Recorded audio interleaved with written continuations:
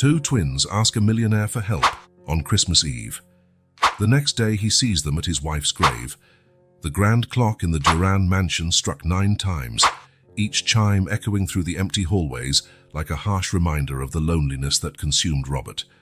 He gazed at the crackling fireplace, a glass of aged whiskey in his wrinkled hand, the amber liquid reflecting the dancing flames, so alive, so contrasting with the emptiness in his heart. "Another Christmas, Elise," Robert murmured to the portrait of his late wife above the fireplace. "Exactly 1 year without you." His eyes, once filled with ambition and vigor, were now dull, surrounded by deep wrinkles that told the story of a man consumed by bitterness. Robert Durand, at 60 years old, was the epitome of success in the eyes of the world. A business empire built with his own hands, a fortune that could sustain generations. But on that night, he was just an old, lonely man, haunted by the ghosts of the past and the deafening silence of the present. A flash of memory hit him like a punch in the gut. Elise, radiant in her favorite red dress, decorating the Christmas tree the year before. Her melodious laughter echoed in his mind, a sound he feared he was beginning to forget. "Come on, Robert," she would say, her eyes sparkling with infectious joy. "Where's your Christmas spirit?" He had grumbled something about work, about a crucial merger that needed to be finalized. Now, a year later, Robert would give anything to go back to that moment, to embrace Elise one last time, to tell her how much he loved her. The whiskey burned his throat as he downed the rest of the glass in one go. With a grunt, Robert rose from his leather armchair, his heavy steps echoing through the silent mansion. Each room was a gallery of memories. The piano Elise loved to play, now covered in a thin layer of dust, the kitchen where she insisted on preparing Christmas dinner, even with a staff of chefs at her disposal, the conservatory, her favorite refuge, now a graveyard of wilted plants and forgotten dreams. Robert stopped in front of the imposing Christmas tree in the entrance hall, its bare branches a silent accusation. Elise always insisted on decorating it together, a tradition he now realized was the heart of their Christmases. This year, not even the staff had bothered to adorn it. Why should they? The master of the house had made it clear that Christmas was just another day on the calendar. A heavy sigh escaped Robert's lips. He walked to the window, watching the softly falling snowflakes outside, covering the world in a pure white blanket.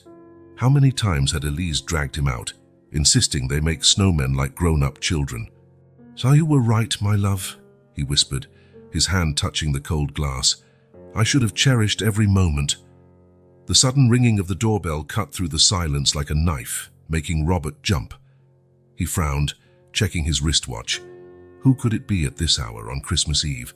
Hesitantly, Robert walked to the door. For a brief moment, an irrational glimmer of hope sparked in his chest. What if it were Elise? What if the past year had been just a terrible nightmare? Shaking his head to dispel such foolish thoughts, Robert turned the doorknob, opening the heavy oak door. What he saw on the other side made his heart stop for a moment. Before him, shivering in the cold night, were 2 children. Twins, he realized immediately. A boy and a girl, no more than 10 years old, with large brown eyes that looked at him with a mix of fear and desperate hope. Please, sir," the boy stammered, his voice trembling from the cold and nervousness. We need help." The girl, holding her brother's hand tightly, stepped forward.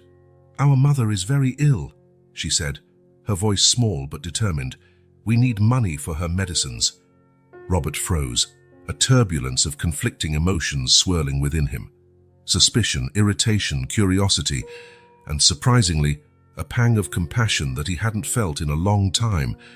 As he looked at those 2 small figures shivering in the snow, something inside Robert began to move. It was as if the ice that had formed around his heart was starting to melt, slowly. "Come in," he heard himself saying, his voice hoarse from disuse. Let's talk." As the children passed by him, entering the mansion timidly, Robert couldn't imagine how this simple act of opening the door would change his life forever. Christmas, which promised to be just another day of loneliness and bitterness, was about to transform into something much more meaningful. Robert Durand's Christmas Eve had only just begun, and with it, an unexpected journey of redemption, compassion, and, perhaps, a miracle. Robert watched the two small figures enter his mansion, leaving wet, snowy footprints on the Persian rug in the entrance hall. The contrast between the ragged children and the opulent luxury surrounding them was stark, almost painful to see. "Can't you have names?" Robert asked, his voice harsher than he intended. The boy stepped forward, placing himself protectively in front of his sister. "I'm Thomas, sir," he said, trying to sound brave despite the tremor in his voice. "And this is my sister, Sophie."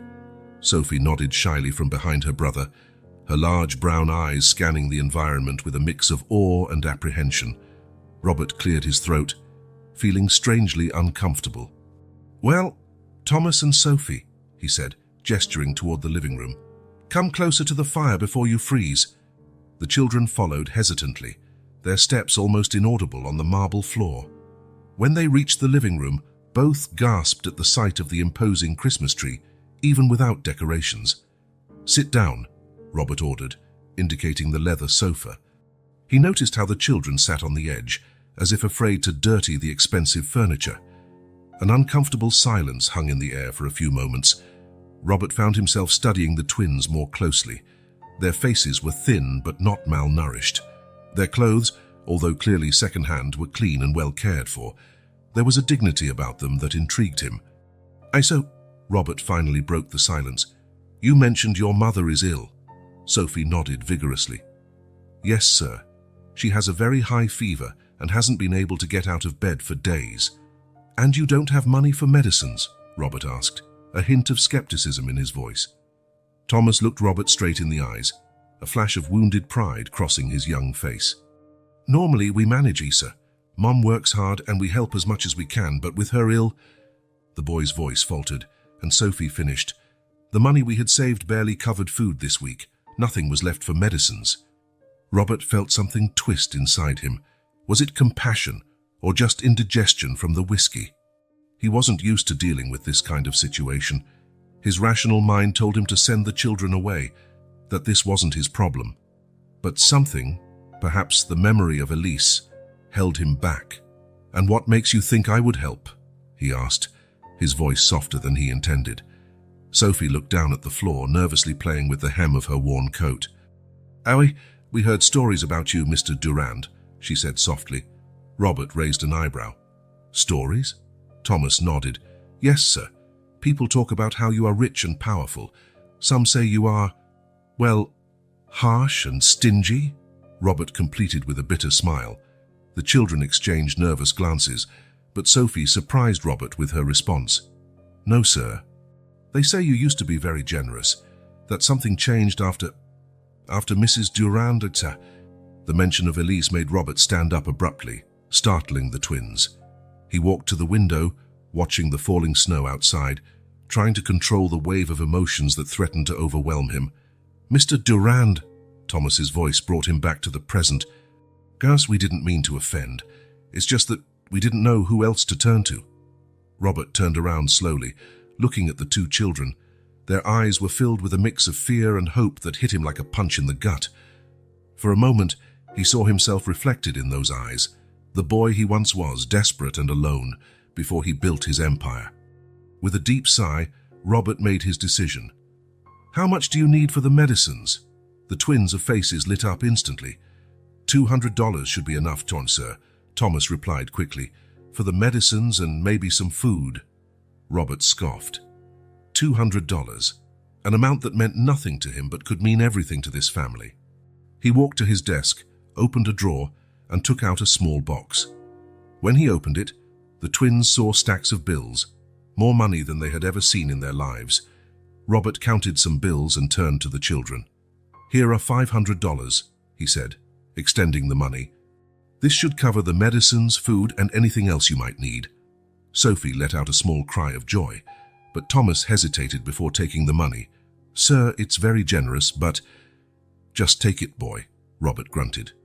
"Before I change my mind." Thomas accepted the money with trembling hands, his eyes shining with unshed tears. "Thank you, Mr. Durand. You don't know how much this means to us." Robert felt something warm in his chest, a feeling he hadn't experienced in a long time. He cleared his throat, trying to hide his discomfort. "Well, don't just stand there. Don't you have medicines to buy?" The children sprang up and ready to leave, but Robert surprised them again. "Wait," he said, grabbing his coat. "I'm coming with you." "You are?" Sophie asked, her eyes wide with surprise. Robert shrugged, trying to appear nonchalant. "It's Christmas Eve. I doubt many pharmacies will be open. I know one that operates 24 hours. As he guided the children out of the mansion and into his luxury car, Robert wondered what on earth he was doing. He, Robert Durand, the shark of the business world, was taking two strange children to buy medicines on Christmas Eve. But when he saw the hopeful smiles of Thomas and Sophie in the back seat of his car, Robert felt something he hadn't felt in a long time: purpose.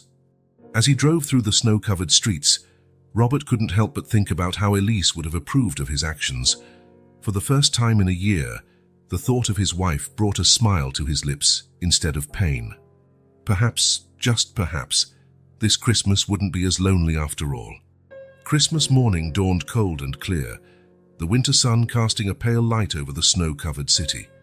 Robert Durand woke early, as he always did on this particular day, but this time, something was different. The weight of loneliness that usually crushed him felt a bit lighter, as if the events of the previous night had opened a small crack in his armor of bitterness. Dressing carefully, Robert picked up the bouquet of white roses he had ordered, Elise's favorites. With one last look at her portrait on the bedside table, he left the house, determined to fulfill his annual ritual. The cemetery was quiet and serene when Robert arrived, his footsteps breaking the freshly fallen snow's crust. He knew the path by heart, his feet automatically leading him to Elise's final resting place. But as he approached her grave, Robert froze, his heart giving a painful leap in his chest. There, kneeling before the marble headstone, were two familiar small figures. Thomas and Sophie, the twins he had helped the night before, were carefully arranging a small bouquet of wildflowers at the base of the grave. For a moment, Robert was paralyzed, unable to process the scene before him. 1,000 questions raced through his mind, mixed with a wave of conflicting emotions. Confusion, surprise, even a pang of irrational jealousy. How dare these children intrude on this private moment? Finally, finding his voice, Robert cleared his throat loudly. The twins turned quickly, their faces a mix of surprise and something that looked like guilt. "Mr. Durand," Thomas exclaimed, helping his sister to her feet. We didn't expect to see you here." Robert raised an eyebrow, his voice a mix of confusion and suspicion. "I could say the same. What exactly are you two doing here?" Sophie stepped forward, her large eyes moist and fixed on Robert. "We came to thank Mrs. Elise, sir," she said softly, "as we do every year." The revelation hit Robert like a punch in the gut. "Say every year," he repeated, his voice barely above a whisper. You knew my wife?" The twins exchanged a quick glance before Thomas responded, "Yes, sir. Mrs. Elise she was our godmother." The world seemed to spin around Robert. He leaned against Elise's headstone, feeling as if the ground was disappearing beneath his feet. "Godmother?" he managed to say. "But when?" Sophie, sensing Robert's shock, explained gently, "It started about 5 years ago. Mr. Durand, Mrs. Elise found us at the community center where she did volunteer work." Thomas continued, "Our mum was going through tough times, and Mrs. Elise, she just took us under her wing. She helped with food, clothes, school supplies, but more than that, she gave us love and attention." Robert felt unshed tears burn in his eyes. 5 years. For 5 years, his Elise had been a vital part of these children's lives, and he had no idea. How could he have been so blind, so absorbed in his own world? "Why did she never tell me?" Robert asked, more to himself than to the twins. Sophie answered softly, "She wanted to, Mr. Durand. Many times she talked about how she wished to introduce us to you. But she was afraid of how I would react," Robert completed, the realization hitting him like a cold wave. He remembered how many times he had complained about Elise's lost causes, about how she was wasting her time and resources on strangers. What a fool he had been. A heavy silence fell over the small group. Robert looked at Elise's grave, at the flowers carefully placed by the twins, and then at the children. Something, perhaps the memory of Elise, held him back from sending them away. "Did she talk about me?" Robert asked softly, his voice choked with emotion. Thomas nodded enthusiastically. "Jane all the time, sir. She always said how brilliant and hard-working you were, how you built everything from scratch," Sophie added, "and she always said how, deep down, you had a huge heart, that you just needed a chance to show it to the world." The children's words were like arrows hitting straight to Robert's heart. Elise had always believed in the best of him, even when he himself had forgotten who he was. "Last night," Robert began, a sudden realization hitting him. "You came to my house because Mrs. Elise always said, if we were ever truly desperate, we should come to you," Thomas completed. "She said that, despite your tough appearance, you had a heart of gold." Robert could no longer hold back the tears. They flowed freely down his face, years of suppressed emotions finally finding an outlet. Without thinking, he pulled Thomas and Sophie into a tight embrace, surprising himself as much as the children. "Thank you," he whispered, his voice choked. "Thank you for keeping alive a part of Elise that I had forgotten." When they finally separated, Robert looked again at Elise's grave. The inscription on the headstone, which he knew by heart, seemed to shine with a new meaning. "Elise Durand, beloved wife, friend and guardian of hearts." "You always knew, didn't you, my love?" Robert murmured to the headstone. "You knew I needed to rediscover my humanity." Turning to the twins, Robert made a decision that would change the course of his life forever. "Thomas, Sophie," he said, his voice firm despite the tears, "would you like to hear more about my wife, about her work? Perhaps we can continue what she started." The twins' faces lit up with radiant smiles. "We'd love to, Mr. Durand," Sophie exclaimed. As the three left the cemetery together, Robert felt as if a heavy burden had been lifted from his shoulders. For the first time in a year, he felt hope. Elise might be gone, but her legacy of love and compassion lived on through these children, and now through him as well. Christmas, which had begun with the usual sadness, now promised to be the beginning of something new and wonderful. Robert knew he had much to learn and much to repair, but with the memory of Elise guiding him and the innocence of Thomas and Sophie to inspire him, he was ready for the journey. In the days that followed the encounter at the cemetery, Robert Durand found himself on a journey he never imagined undertaking. The revelation that Elise had a secret life of philanthropy, a life that included Thomas and Sophie, had shaken the foundations of everything he believed about his marriage. With the determination that had made him a titan of business, Robert decided to unravel the mystery his late wife had left behind. He began by rummaging through Elise's office, a room in the mansion he had barely touched since her death. As he sifted through drawers and files, memories flooded his mind. Flashback 5 years ago. "Robert, could you please listen to me for a moment?" Elise's voice was laced with frustration. Robert barely looked up from his laptop. "Darling, I'm in the middle of a crucial negotiation. Can it wait?" Elise sighed deeply. "It always can wait, can't it? Our marriage, my projects, everything always can wait." That finally caught Robert's attention. He looked at his wife, noticing for the first time the weariness in her eyes. "What projects?" "Exactly, Robert," Elise replied, her voice a mix of sadness and resignation. "You don't even know her. Present." Robert shook his head, trying to push away the painful memory. How many times had he ignored the signs? How many opportunities to truly know his wife had he squandered?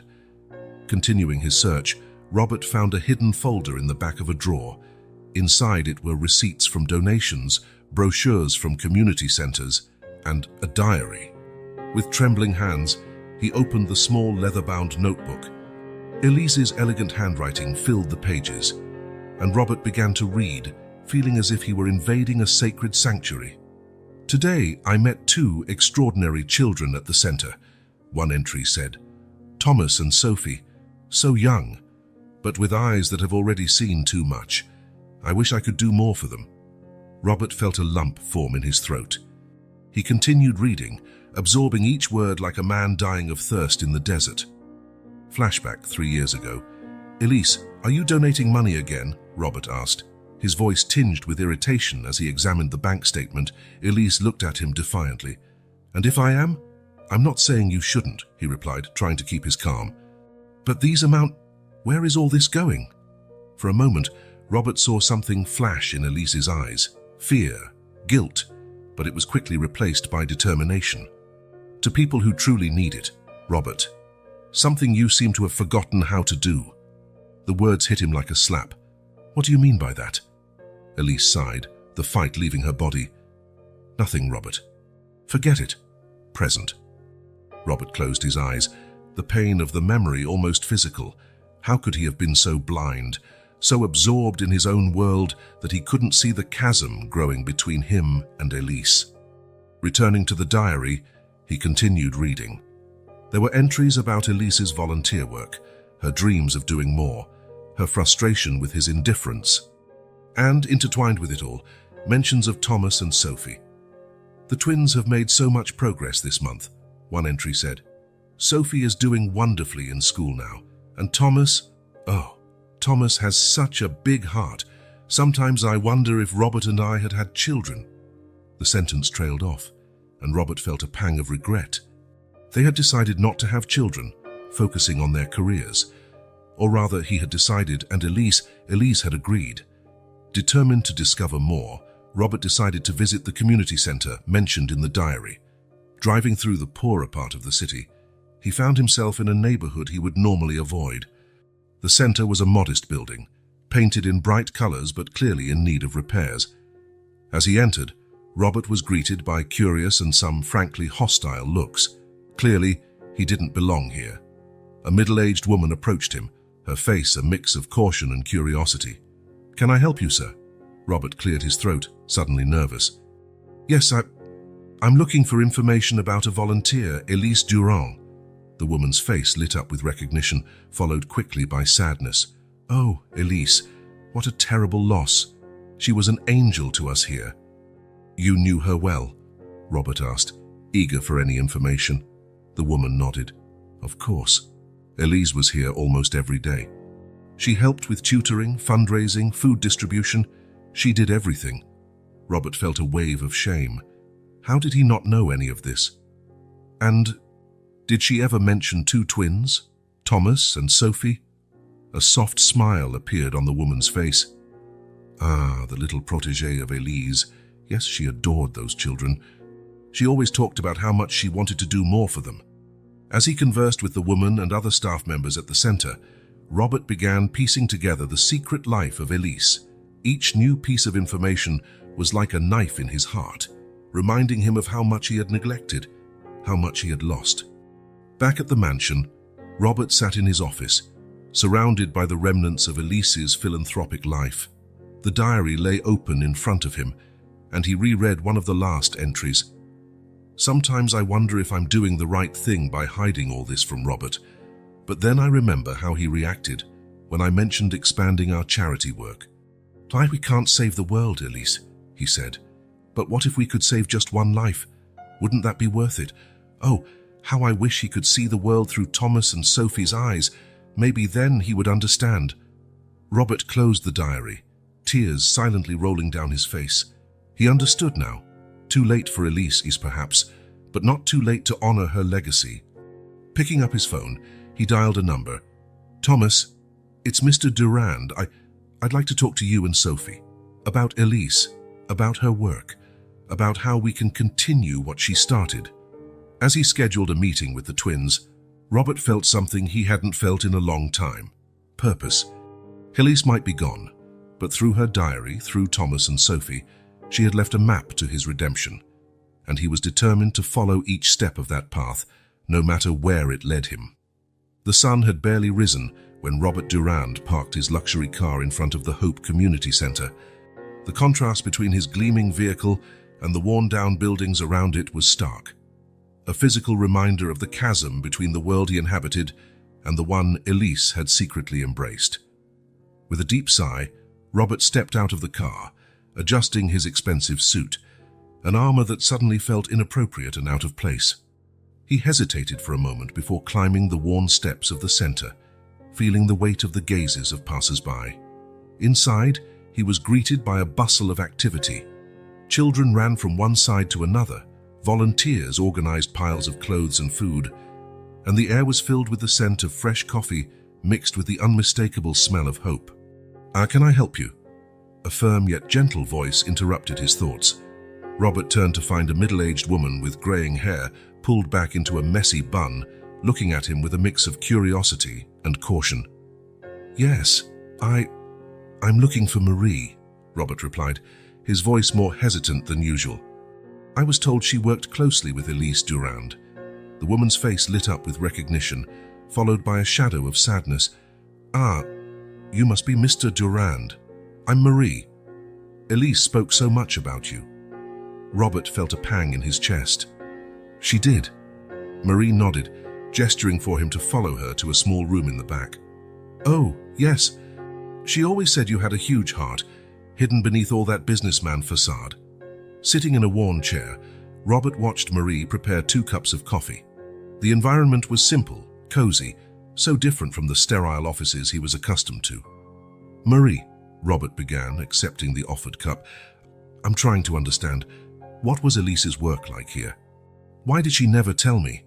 Marie studied him for a moment, her eyes gentle but perceptive.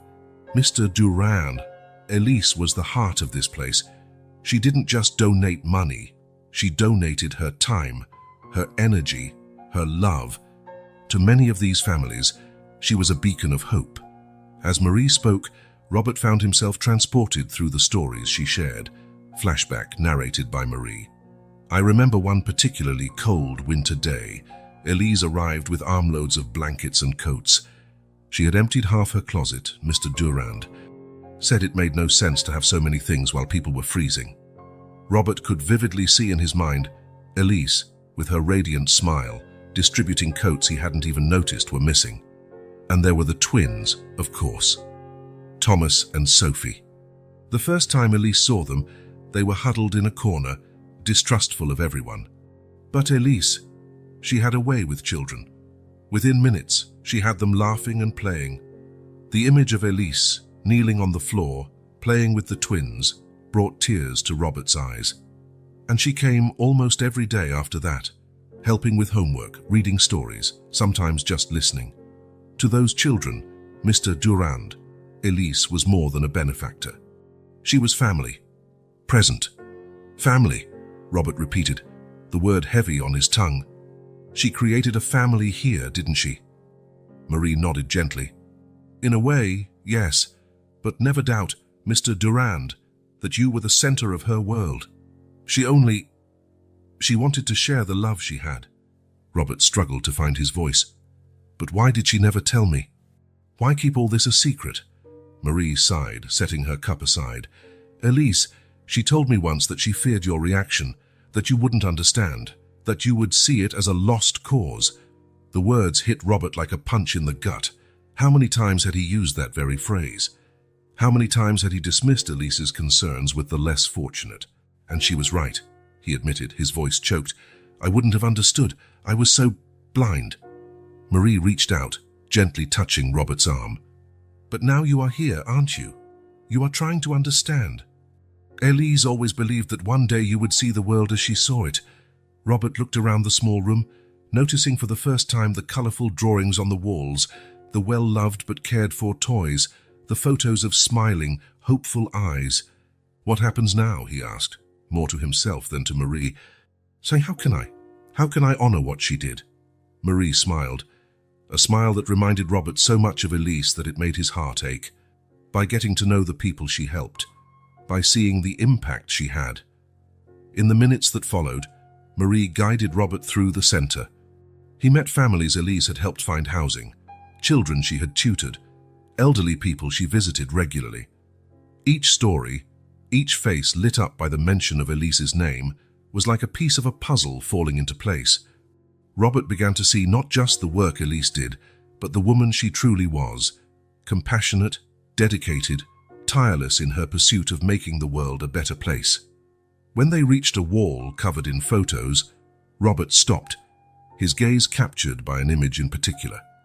In it, Elise was sitting on the floor, surrounded by children, her face radiant with happiness. Beside her, Thomas and Sophie smiled shyly at the camera. That was taken just a few weeks before.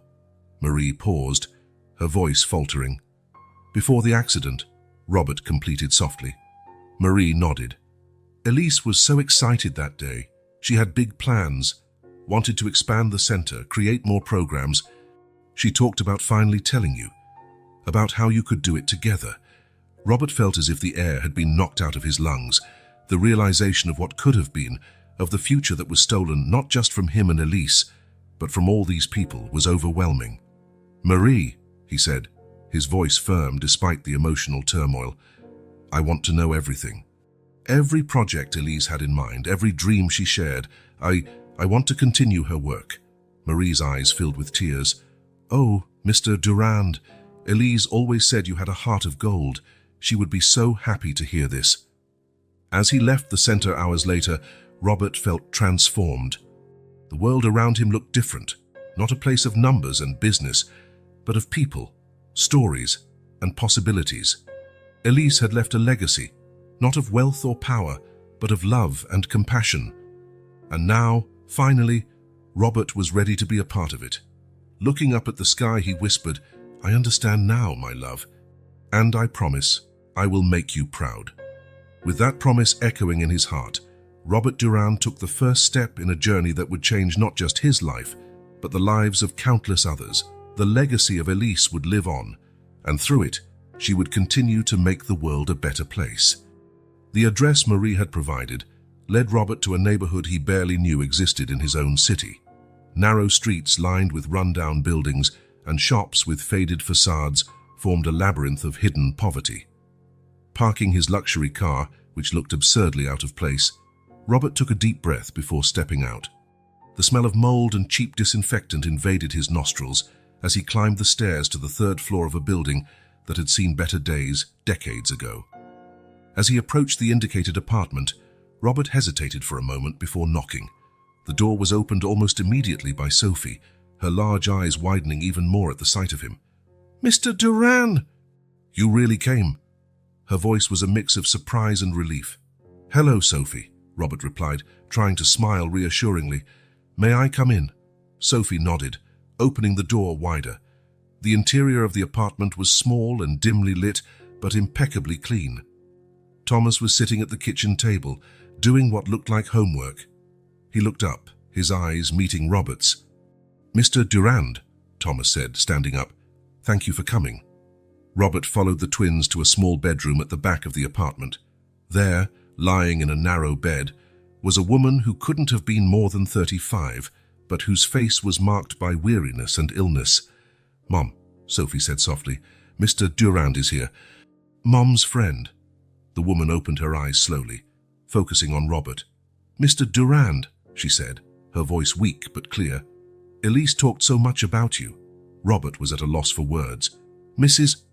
Bennett, Clara Bennett. Mrs. Bennett, I'm sorry you're going through this. Is there anything I can do to help? Clara smiled weakly. You already are helping, Mr. Durand. Elise. She always said you would come one day. The words hit Robert like a punch in the gut. Even here, in this small apartment, Elise's unwavering faith in him was present. Thomas stepped forward, holding a yellowed envelope. Mr. Durand, we found this among the things Elise left for us. It's addressed to you. With trembling hands, Robert took the envelope. On it, Elise's elegant handwriting said, For Robert, to be opened when the time is right. You didn't open it? Robert asked, surprised. Sophie shook her head. Elise made us promise. She said one day you would come, and we would know when it was the right time to give it to you. Robert looked at the envelope, then at the hopeful faces of the twins and at Clara, who watched him with a mix of curiosity and exhaustion. Perhaps I should read this in private, Robert said softly. Clara nodded. Children, why don't you show Mr. Durand to the living room? I'm sure he could use some privacy. In the small living room, Robert sat on the worn sofa, the envelope heavy in his hands as if made of lead. With a deep sigh, he opened it carefully and began to read. My dear Robert, if you are reading this letter, it means you have finally found your way to Thomas, Sophie, and Clara. It also means I am no longer there to explain this in person, and for that I ask your forgiveness. There is so much I wanted to tell you, so much I wished to share, but I feared you wouldn't understand, that you would see only numbers and risks, not the faces and the lives I saw. Thomas and Sophie entered our lives, yes, our lives, Robert, 5 years ago. I found them at the community center, 2 bright children struggling against impossible odds. Clara, their mother, was doing her best, but life had not been kind to her. I knew I couldn't just ignore them. So I began to help. At first, it was small things, food, clothes, help with the rent. But soon I realized what they really needed was hope, someone who believed in them. Robert, I saw so much potential in these children.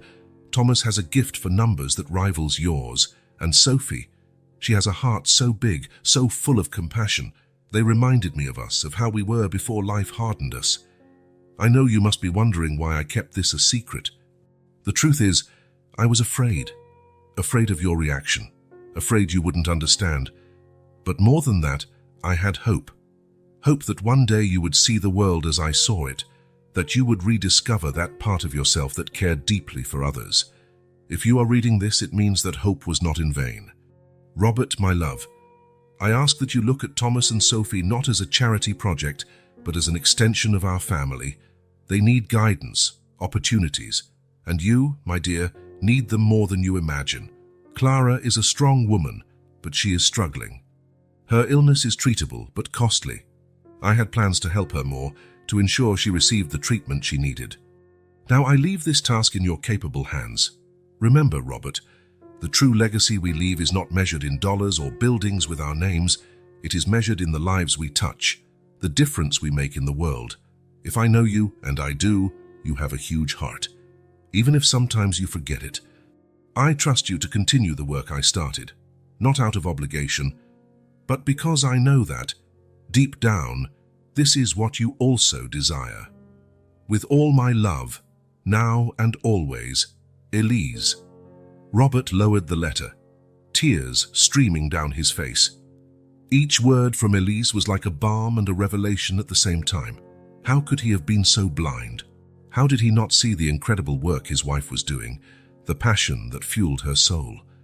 Looking around the small room, Robert saw it with new eyes. It wasn't just a rundown apartment. It was a home, filled with love and struggle, with dreams and possibilities. Thomas and Sophie stood at the entrance, watching him with a mix of concern and hope. "Mr. Durand," Sophie asked hesitantly, "are you okay?" Robert stood up, wiping away his tears. "Yes, Sophie. In fact, I'm better than I've been in a very long time." He looked at the twins, truly seeing them for the first time. "You two, can you tell me more about Elise? About what she did for you?" The twins' faces lit up, and they began to talk, their voices overlapping in their excitement. Stories of after-school tutoring, surprise trips to the zoo, Elise showing up with bags of food when the cupboard was bare. Each word was like a piece of a puzzle falling into place, revealing an image of Elise that Robert barely knew but loved deeply. As he listened, a resolution formed in his heart.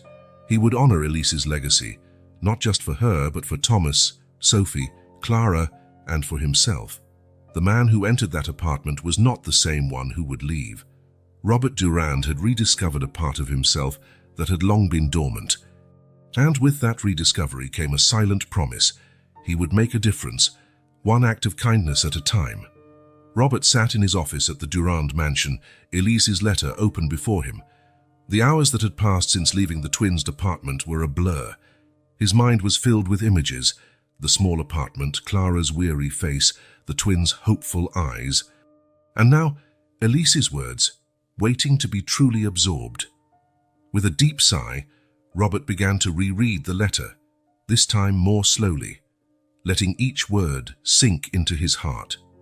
"My dear Robert, if you are reading this letter, it means you have finally found your way to the heart of the work that became so important to me in the last years. It also means I am no longer there to share this journey with you personally, and for that, my love, I ask your forgiveness. There is so much I wanted to tell you, so many times I was on the brink of revealing everything. But I always hesitated. fearing you wouldn't understand, that you would see only numbers on a spreadsheet, not the faces and the lives that became so precious to me. It all started 5 years ago when I visited the Hope Community Center for the first time. I went there for a simple clothes donation, but what I found changed my life forever. I saw families struggling against impossible odds, brilliant children whose potential was being stifled by poverty, elderly people forgotten by the society they helped build. Among them, I met Thomas and Sophie, two extraordinary children. Robert, so intelligent, so full of life despite their circumstances. They reminded me of us when we were young, full of dreams and determination. I couldn't ignore them. I couldn't turn my back. At first it was small things: food, clothes, help with the rent for Clara. But soon I realized what they really needed was hope. Someone who believed in them, who saw them not as charity cases, but as human beings with unlimited potential. I know you must be wondering why I kept all this a secret. The truth, my love, is that I was afraid of your reaction, afraid you wouldn't understand. I remember all the times you talked about lost causes and waste of resources. Each word was like a knife in my heart because I knew the lives I was touching were far from lost. But more than fear, I had hope. Hope that one day you would see the world as I came to see it. Hope that you would rediscover that part of yourself that I know exists. That part that cares deeply, that wants to make a difference. Robert, my love, I ask that you look at Thomas and Sophie not as a charity project, but as an extension of our family. They have so much potential, so much light within them. Thomas has a gift for numbers that rivals yours. And Sophie, she has a heart so big, so full of compassion. They need guidance, opportunities. And you, my dear, need them more than you imagine. Clara is struggling, fighting a condition that is treatable but costly. I had plans to help her more, to ensure she received the treatment she needed. Now I leave this task in your capable hands. I'm not asking you to abandon everything you have built. Your talent for business is a gift, Robert. But imagine the good you can do if you apply that talent not just to increase our fortune, but to elevate those left behind. The Hope Community Center is just the beginning. There are so many projects, so many ideas I wanted to implement. You will find my plans and notes in the blue folder in my office. Use them, expand them, make them your own. Remember, Robert, the true legacy we leave is not measured in dollars or buildings with our names. It is measured in the lives we touch, the difference we make in the world. I know you have a huge heart, even if sometimes you forget it. I have seen your compassion, your ability to love deeply. That is why I fell in love with you, why I chose to spend my life by your side. I trust you to continue the work I started, not out of obligation or guilt, but because I know that, deep down, this is what you also desire. See it not as a burden, but as an opportunity to rediscover the best part of yourself. Thomas, Sophie, Clara, and all the other lives I touched, they are not just recipients of charity. They are our future, our hope for a better world. Guide them, lead them. Let them guide you back to the person I know you can be. And Robert, my love, allow yourself to be transformed by this journey. Open your heart not just to give but to receive. The love, the gratitude, the joy I found in this work, it is a treasure I want to share with you, even if I am no longer there to do it in person. You have always been my rock, my strength. Now, I ask you to be that for others.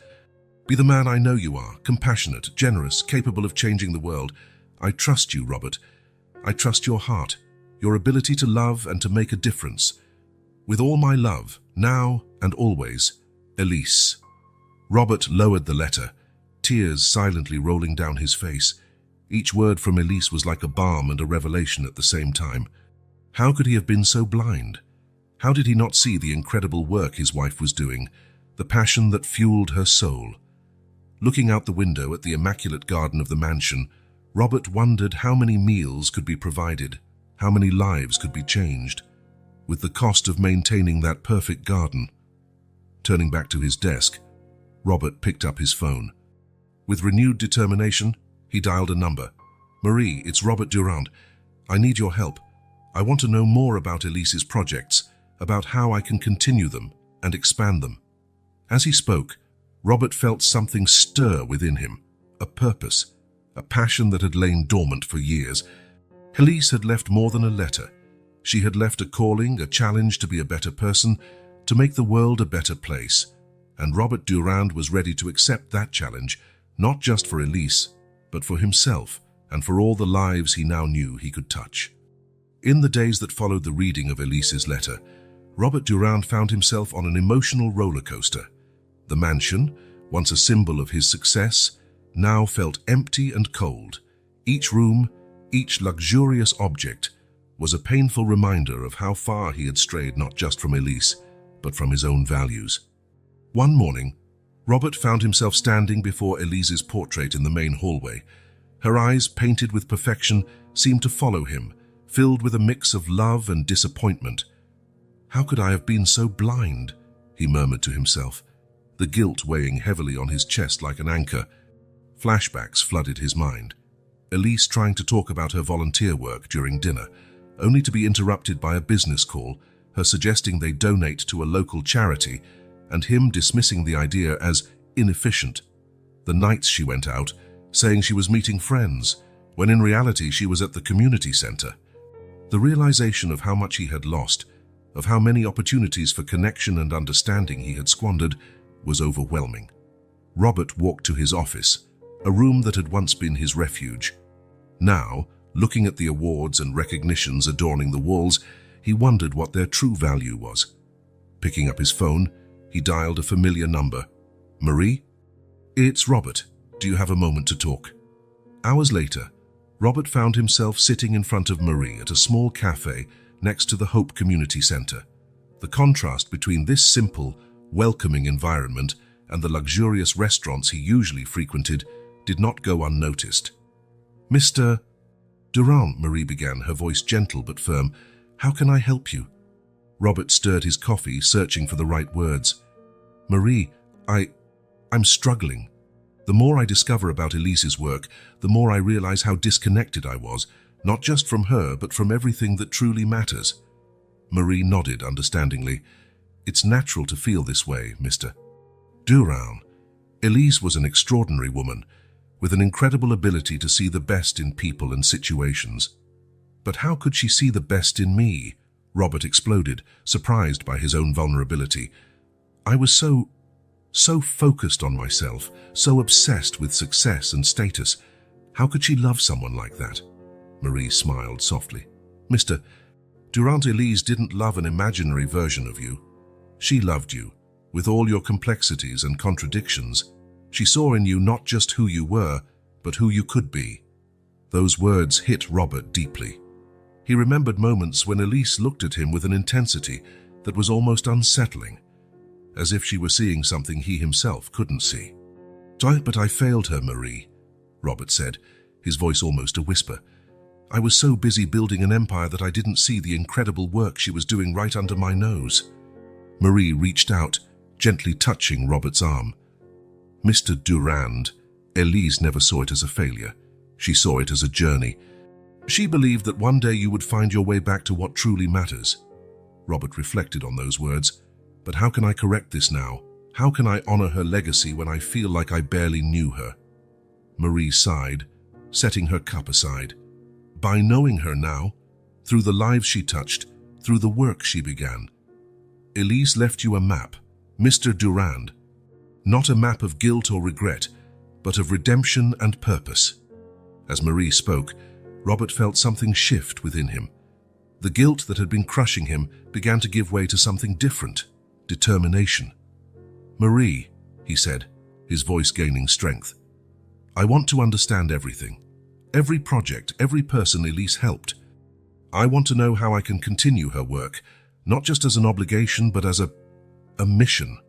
Marie's smile widened. "That, Mr. Durand, is exactly what Elise always hoped to hear." In the minutes that followed, Marie shared stories about Elise, her unwavering dedication, her ability to see potential where others saw only problems, her genuine joy in helping others. As he listened, Robert felt as if he were getting to know his wife all over again, seeing her through new eyes. Each story was a revelation. showing a side of Elise he had only glimpsed but never truly understood. When they finally parted ways, Robert felt different. The guilt was still there, but now it was accompanied by something more: hope. Walking back to his car, Robert paused to observe the Hope Community Center. He saw children entering for after-school classes, elderly people gathering for a socialization program, young mothers attending a job skills workshop. In that moment, Robert Durand made a decision. He would not just continue Elise's work, he would expand it, using his resources and connections to make an even bigger difference. "I understand now, Elise," he murmured to himself, "and I promise I won't let you down." With a new sense of purpose, Robert got into his car. For the first time in a long while, he wasn't thinking about business or profits. He was thinking about possibilities, about lives that could be changed, about a legacy that was worth building. Robert Durand adjusted his glasses, leaning over the pile of documents spread across his desk at the Hope Community Center. In the past weeks, he had practically moved into the small office that once belonged to Elise, determined to unravel every aspect of his late wife's work. As he flipped through financial reports and project proposals, Robert was continually astonished by the depth and breadth of Elise's involvement. This wasn't just casual charity.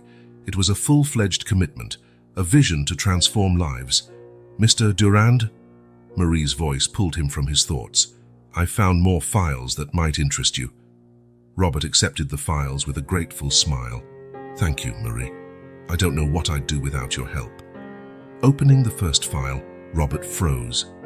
It was a detailed proposal for a low-cost housing complex, complete with a job training center, daycare, and medical clinic.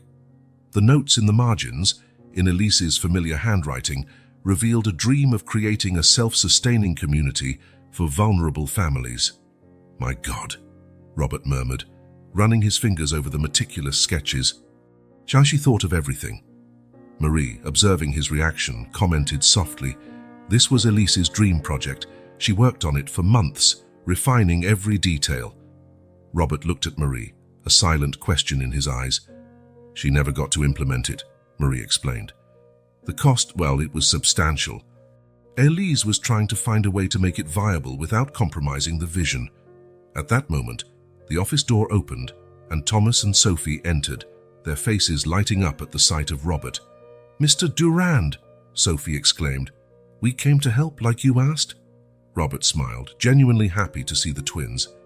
In the past weeks, they had become a constant presence in his life, helping him navigate Elise's legacy. "Perfect timing, kids," Robert said, showing them the plans. "Have you ever heard of the Phoenix Project?" Thomas's eyes widened at the sight of the drawings. "The Phoenix Project. Mrs. Elise showed us this once. She said it would be a place where families like ours could really start over." Sophie nodded enthusiastically. She talked about how there would be classes for adults to learn new skills and a safe place for kids to play after school. Hearing the excitement in the twins' voices, Robert felt a pang of regret. How many times had Elise tried to share this passion with him, only to be ignored? "Can you tell me more?" Robert asked, pulling up chairs for the twins. "About this project, about how Elise helped you and other families." For the next few minutes, Thomas and Sophie shared stories that made Robert's heart ache. Elise didn't just provide material help. She invested time and love. She tutored children after school, organized job fairs for unemployed parents, and even accompanied the elderly to doctor's appointments. One time, Sophie said, her eyes shining with the memory, Mrs. Elise found out our neighbor, Mr. Johnson, couldn't afford his heart medication. The next day, she showed up with a bag full of medicines and food. Thomas added, "And remember when Mrs. Ramirez's daughter needed surgery? Mrs. Elise not only helped pay for it, but stayed at the hospital with her during the entire recovery." Each story was a revelation, showing a side of Elise that Robert barely knew but loved deeply. As the twins spoke, Robert turned his attention back to the financial documents. Something wasn't adding up. The amounts donated to the center and the expenses for the projects far exceeded the official contributions recorded. With growing discomfort, Robert began cross-referencing dates and amounts. The truth hit him like a punch in the gut. Elise had been using large sums of her personal fortune to fund these projects, far beyond the agreed-upon donations for charity. "Marie," Robert called, his voice trembling, "did you know about this? About how much Elise was investing personally?" Marie hesitated before answering. "She made me promise to keep it a secret, Mr. Durand, Elise. She didn't want you to worry or try to stop her." Robert closed his eyes, feeling a wave of emotions: admiration for Elise's generosity, guilt for not noticing, fear of what this meant. "Mr. Durand," Sophie's voice brought him back to the present. "Are you mad at Mrs. Elise?" Robert looked at the twins' concerned faces and at Marie, who watched him with apprehension. In that moment, he made a decision. "No, Sophie," he replied softly. "I'm not mad. I'm inspired." Standing up, Robert walked to the window, looking out at the bustle of activity. He saw families receiving food baskets, children laughing in an art class, a group of adults leaving a job skills workshop. Turning back to Marie and the twins, Robert spoke with renewed determination. "The Phoenix Project. We're going to make it happen, not just as Elise planned, but bigger, better. We're going to make it her legacy." Marie's eyes filled with tears, while Thomas and Sophie exchanged excited glances. "But Mr. Durand," Marie began, "the cost—" Robert raised a hand, gently interrupting her. "Money is not an issue, Marie. Elise was right to use our fortune for this. It's time I did my part." In that small office filled with dreams and plans, Robert Durand felt, for the first time in a long while, that he was on the right path. The discoveries of the day were not just about projects and finances. They were about truly understanding Elise's heart and, in the process, rediscovering his own. With the twins beaming with excitement and Marie smiling through her tears, Robert began outlining the next steps. Elise's legacy would not just continue, it would flourish, touching more lives than she ever imagined possible. And for Robert, it was just the beginning of his own journey of redemption and purpose. Robert Durand adjusted his tie, facing his reflection in the elevator mirror. The man looking back at him seemed different. His eyes held a gleam of determination that had been absent for too long. Today was a decisive day. The elevator doors opened to the boardroom of Durand Enterprises. Around the polished mahogany table, his top financial advisors and executives awaited, their expressions ranging from curiosity to concern. "Gentlemen," Robert began, his voice firm, "thank you for your presence at this emergency meeting. We are here to discuss a significant shift in the direction of our company and the allocation of our resources." He paused, observing the reactions. Some exchanged nervous glances, others leaned forward, intrigued. "As you know, my late wife Elise was involved in philanthropic work before her passing. What you don't know is the extent and impact of that work." Robert then detailed his discoveries from the past weeks: Elise's deep involvement in the Hope Community Center, the projects she initiated, the lives she touched. Finally, he came to the crucial point. "It is my intention not only to continue Elise's work, but to significantly expand it. Starting with the Phoenix Project, a housing complex and training center for vulnerable families." The silence that followed was broken by Charles Winthrop, the CFO, who cleared his throat nervously. "Mr. Durand, with all due respect, the costs of such a project would be substantial." "I am well aware of that," Robert interjected. "But it is an investment I am willing to make, both personally and through the company." The room erupted in protests and questions. Robert let them speak, observing calmly. When the tumult subsided, he spoke again. "Gentlemen, I understand your concerns, but I ask you to consider this not just as charity, but as an opportunity to redefine the legacy of Durand Enterprises, to make a real difference in the world." For the next few minutes, Robert presented a detailed plan: how the project could be structured, the potential benefits, the impact on the company's image. Gradually, he saw the resistance in some faces begin to fade. "I'm not asking for an immediate decision," Robert concluded, "but I am informing you that this is the new direction of the company. Those who wish to be part of this new journey are welcome. For the others, well, I understand if you choose to pursue other paths. Leaving the boardroom, Robert felt the weight of his decision, but also a lightness he hadn't experienced in years. His phone rang. It was Marie. Mr. Durand, Clara, the twins' mother, has had a relapse. They're at the hospital now. Without hesitation, Robert changed his route. I'm on my way, Marie. At the hospital, Robert found Thomas and Sophie in the corridor, their small faces marked by worry. Mr. Durand, Sophie exclaimed, running to hug him. Thomas, always more reserved, stayed back, but the relief in his eyes was evident. How is she? Robert asked gently. The doctors are with her now, Thomas replied. They said they need to do more tests. Robert nodded, placing a reassuring hand on the boy's shoulder. Don't worry. We'll make sure your mother gets the best treatment possible. In the hours that followed, Robert found himself navigating a world entirely new to him. He spoke with doctors, ensuring Clara received priority care. He organized meals for the twins, making sure they had a comfortable place to wait, and even helped Thomas with his homework while they awaited news. When the doctor finally emerged to speak with them, Robert was by the twins' side, a steady and reassuring presence. Mrs. Bennett will be fine, the doctor assured them. But she will need continuous treatment and special care for a while. Before Thomas or Sophie could worry about the costs, Robert intervened. Don't worry about any of that. I'll take care of everything. The twins' eyes filled with tears of gratitude, and Robert felt something stir within him, a mix of emotion and purpose that he hadn't experienced in a long time. Later, sitting by Clara's bedside, Robert reflected on the day's events. The resistance from his executives seemed insignificant compared to the hopeful smiles of Thomas and Sophie. The concerns about profits and stocks paled in comparison to the real struggles of families like Clara's. Clara opened her eyes slowly, focusing on Robert. Mr. Durand, she murmured, her voice weak but filled with gratitude. The twins told me what you did. How can I ever thank? Robert shook his head, gently holding Clara's hand.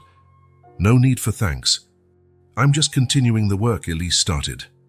In that moment, looking at Clara's tired but hopeful face, at the twins sleeping peacefully on the sofa, Robert felt a certainty he hadn't known in a long time. He was exactly where he needed to be, doing exactly what he needed to do. The path ahead would be challenging, he knew. There would be resistance, obstacles, and moments of doubt. But for the first time in a long time, Robert Durand felt truly alive, truly purposeful.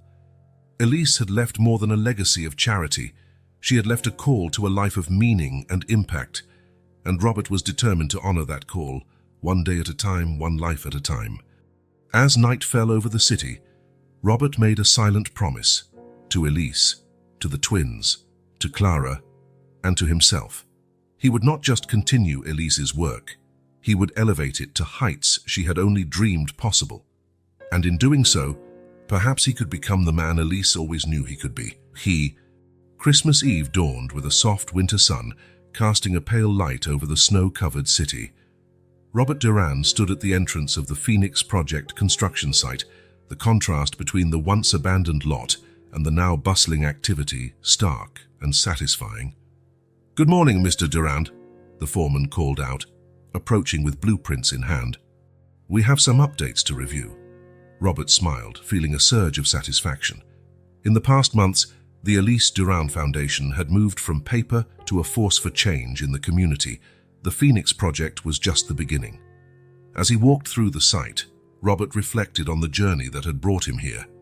The initial resistance from his executives had given way to cautious support as the benefits to the company's image and the potential tax incentives became evident. Still, balancing the demands of his traditional business with his new philanthropic mission was a constant challenge. His phone rang. It was his assistant. Mr. Durand, don't forget the board meeting in an hour. Robert sighed. Thank you, Jennifer. I'll be there. Driving back to the city center, Robert felt the weight of his dual roles.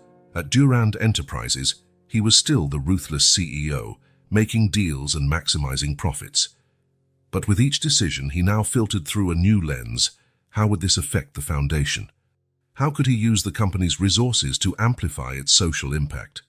In the boardroom, Robert presented the latest figures, his mind already racing ahead to his next meeting with Marie. As he concluded the presentation, his phone vibrated with a message from Marie. Urgent, concerning news about the neighborhood. Need to talk to you. Intrigued and concerned, Robert hurried the meeting to a close. As soon as possible, he headed to the Hope Community Center. Marie greeted him with a grave expression. "Mr. Durand, we have a problem." She handed him a set of documents. Robert scanned them, his face paling as he absorbed the information. "A luxury real estate development project," he murmured, incredulous. "Here." Marie nodded sadly. "Apparently, our revitalization efforts have attracted unwanted attention. A major developer is planning to buy several blocks, including where many of our families currently live." Robert felt as if the ground had disappeared beneath his feet. The Phoenix Project and other efforts had begun to transform the neighborhood, bringing hope and stability. Now, that very improvement was threatening to displace the people they were trying to help. "How much time do we have?" Robert asked, his mind already racing with possible solutions. "Negotiations have already begun with some owners," Marie replied. But the full plan hasn't been made public yet." Robert stood up, pacing the room. The businessman in him recognized the cold logic behind the luxury development. The neighborhood was appreciating in value. It was a smart investment. But the philanthropist he had become in the past months rebelled against the idea. "We need to do something," he declared. "We can't just let these families be pushed out." At that moment, Thomas and Sophie entered the room, their faces lighting up at the sight of Robert. "Mr. Durand," Sophie exclaimed, "we came to show you our grades. Mom said we should thank you for making it possible for us to focus on school." The sight of the twins reinforced Robert's resolve. He couldn't let them down, not after everything they had been through. "Marie," Robert said, his voice firm with renewed determination, "I need you to gather all the information you can about this development project. Owners involved, proposed plans and everything." Turning to the twins, he smiled. "And you two, how about giving me a tour of the neighborhood? I want to see all the important places through your eyes." In the following hours, Robert walked through the streets of the neighborhood, seeing it through the eyes of Thomas and Sophie, the small park where children played after school, the corner grocery store where everyone gathered for the latest news, the community library that the foundation had helped renovate. Each corner, each establishment had a story, a significance that went beyond property values. Robert began to understand truly what was at stake. Back in his office at Durand Enterprises, Robert found himself at a crossroads. As a CEO, he understood the logic of the development. As a philanthropist and guardian of Elise's legacy, he couldn't allow the community to be destroyed. Looking out at the city skyline, Robert had an epiphany. Perhaps the solution wasn't in choosing between economic development and community preservation. Perhaps there was a way to achieve both. With renewed energy, Robert began to sketch out a plan. He would use the resources and connections of Durand Enterprises to create an alternative development proposal. A project that included affordable housing, commercial spaces for local businesses, and community facilities. It wouldn't be easy. He would face resistance from all sides, from the developers who wanted maximum profit, from some community members who feared any change, and even from his own executives who might see this as a risky deviation. But as he worked late into the night, refining his vision, Robert felt a growing certainty. This was the next chapter in Elise's legacy. Not just preserving what existed, but creating something new and better. A model of development that could be replicated in other communities.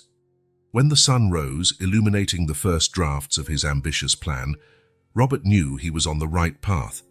The challenge ahead was immense, but for the first time in his life, he felt he was fighting for something greater than himself.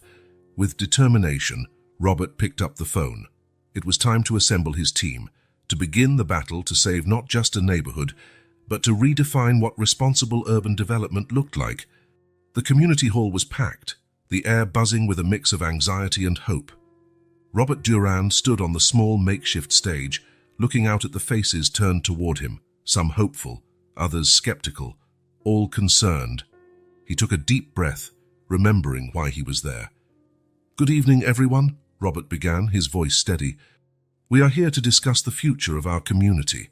As many of you know, there are plans for a major real estate development in this area." A murmur of concern rippled through the crowd. Robert raised his hand, asking for silence. "But I am here to tell you that we have a choice. We can allow others to decide our fate, or we can fight for a vision that preserves the heart of this community while embracing progress." In the days that followed that first meeting, Robert threw himself into the battle to save the neighborhood. He mobilized a team of lawyers, urban planners, and community activists. His business connections, once used to close lucrative deals, were now directed toward a greater cause. One afternoon, while reviewing strategies with his team, Robert received an unexpected visitor. It was George Hawthorne, an old business associate and now the primary investor in the gentrification project. "Robert, my old friend," George smiled, but his eyes were cold. "I hear you're causing some trouble for our development." Robert stood up, meeting George's gaze. "Not trouble, George, just doing what's right." "Doing what's right," George laughed without humor. "Since when is impeding progress the right thing?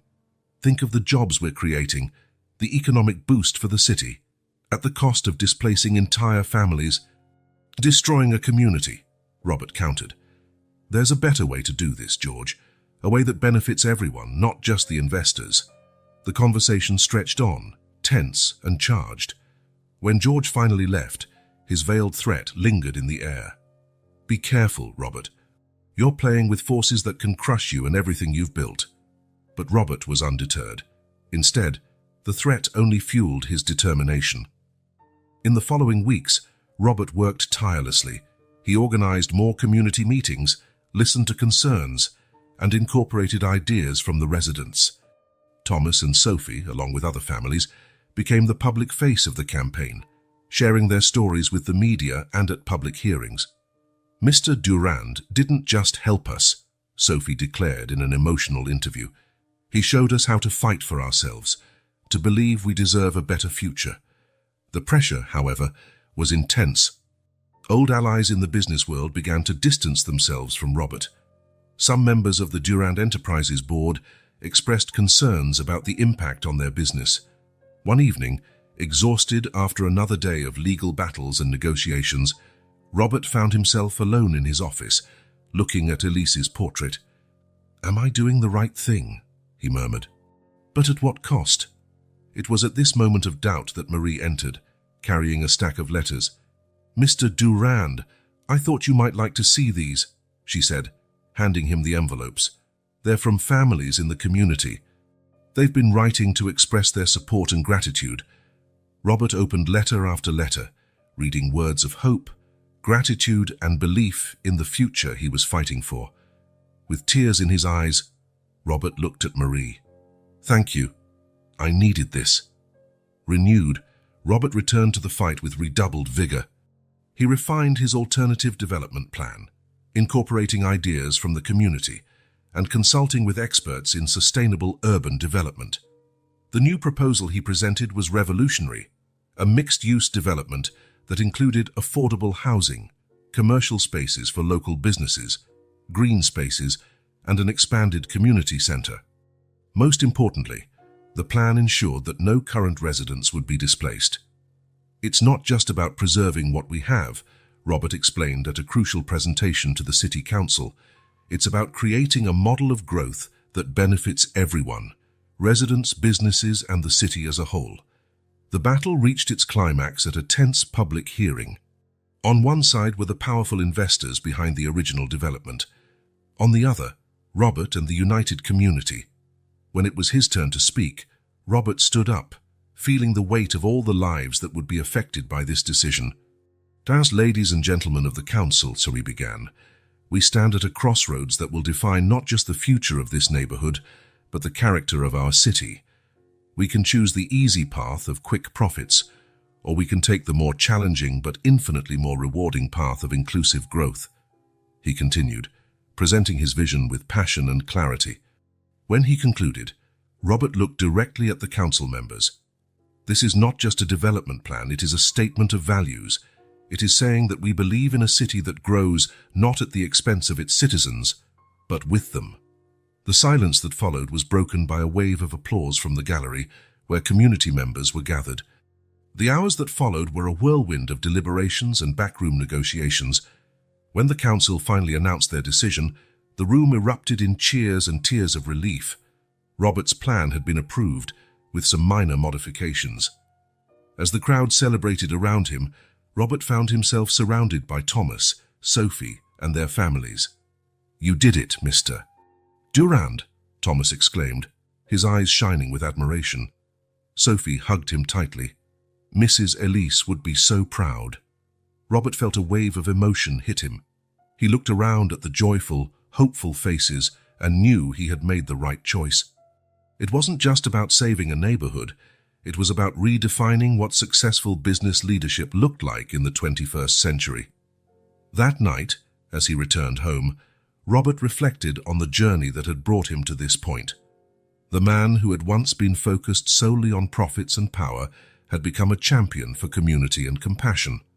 The mansion, once a symbol of his loneliness and ambition, now pulsed with the memories of the celebration and the promise of many more to come. The city before him was no longer just a battleground for business conquests, but a tapestry of interconnected lives, each with the potential to shine. Robert smiled, feeling the warmth of the setting sun on his face. The true miracle of Christmas, he realized, wasn't just the transformation of a neighborhood or even his own life. It was the revelation that every person has the power to make a difference, that every act of kindness can set off ripples of change that extend far beyond what we can see. With a final look at the hopeful horizon, Robert turned back inside. There was work to be done, lives to be touched, a legacy of love and compassion to be honored and expanded, and for the first time in a long time, Robert Durand was truly eager for the future, ready to face each new day with courage, compassion, and the certainty that in together we can create a better world, one act of kindness at a time.